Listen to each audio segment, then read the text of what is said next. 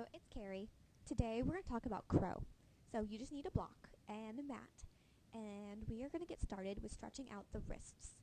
So you're going to start in a tabletop position, so make sure the shoulders are stacked right underneath. Think about flat back, flat spine. And you want to really pull the pit of your belly in and up. So nice and slow, you're just going to start to hinge forward and start to bring the weight of your shoulders past the wrist. So we're going to start to work on loading the wrist, which you'll need for this arm balance. So just hinge forward just a couple times, and then we're going to start to make some circles. So just nice and slow, bring the weight back over towards the side and then towards the front. So just nice and slow circles. Just do 3 circles in one direction and then 3 circles in the other. So just really working on just warming up the wrists and preparing for our arm balance. And then just slowly just rock back, shake out the wrists just a little bit, and then we're going to work on warming up the spine. So it's really important when you come into crow that you find a lift in the spine. So you're really working about lifting up. So we're going to come into a couple rounds of cat and cow. So think about just dropping the belly, take your gaze, look all the way up, and then come into a flat back, and then really think about arching your back. So really press the ground away, round the spine, press your spine all the way up towards the ceiling. Then come back through a flat back, and this time gaze up, just drop your belly, then flat back again, and I'll think lift, push into your hands, press your spine, round the spine all the way up towards the ceiling. And then nice and slow, flat out the back again, drop your belly, one more round, take your gaze up, flat out the back, push down through the hands, really push the ground away, really arch your back. And come back into a neutral spine, and then just roll right back onto the hips. Alright, so now we're going to work on warming up the core. So you're going to come and lay all the way down onto your back. And then once you get there, just really want just flattening out the whole spine. So we really want to engage the core. So spine down towards the ground. Bend your knees to 2 90-degree angles, and then knees out wide. So really press the inner edges of the feet together. Reach your arms up overhead. And then again, you don't want to have the arch on the back, so really press that whole spine down. And then take your hands, flex the palms up towards your face, and really reach your hands right between your knees. Now, on an inhale, big full breath in, crunch all the way up.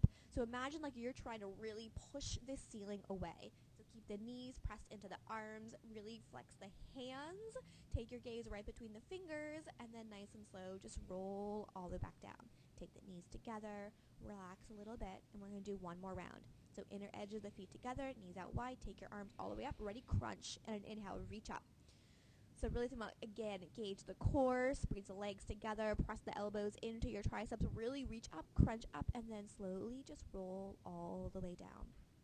So we're really working on feeling that core engagement in your arm balance. So now we're going to take it up a notch, and we're going to come up into a seat. We're going to come into kind of a crow pose modification, but in a boat pose. So sit up really nice and tall, press the crown of the head all the way towards the ceiling, and then nice and slow, you're just going to lift your legs up. So again, flex the toes towards your face, press the inner edges of your feet together, and then sit up nice and tall. The knees are going to come out wide. And then take your arms right through the middle of your legs. Press your knees up towards probably the elbows if you can get a little bit further. Flex the hands, flex the palms, and then slowly just relax down and just kind of roll right over your legs. Just kind of relax here for a moment. Just release. Don't hold on to any tension. And we're going to do one more round. So ready? Sit up really nice and tall in your boat. Inner edges of your feet together. Knees out super wide. Take your hands right through the middle. And then about pushing. Really push your hand. Like you're trying to push that wall that's right behind you. And then just roll right on down. Alright, so now we're going to take it up a notch. And we're going to use our handy dandy block. So we're going to come into a squat pose. But we're going to take our feet and actually come and stand on the block. So take it right underneath you. Usually the widest level is the most stable. Just come and stand. Leave your heels off the block. Think about like a tiptoe position. And then you're going to take your hands directly out in front of you. And then just walk the hands in just a little bit closer. You want to take your knees right onto the outside of your triceps. So just take your knees and squeeze your triceps. Take your gaze forward. Root down, spread the fingers out wide, and then lift your hips. Think hips up, hips up, hips up. Find that lift in your spine. Take your gaze forward. Squeeze everything in. Lift the hips up. Come forward. And then nice and slow, just rock right back down. Alright, so this time we're going to try that again, but we're going to work on just lifting one foot up off the ground. So ready? Plant down those feet, take your knees, hug into the triceps, think lifting of the hips. Lift up, lift up, lift up, lift up. And then take one foot, tuck one foot up, bring those toes right back down. Other foot, squeeze it in. If you feel comfortable, again, gaze forward, lift up, and then bring those feet right off of that block. And then nice and slow, just come right back on down. And then we're going to talk about how to do crow now without the block.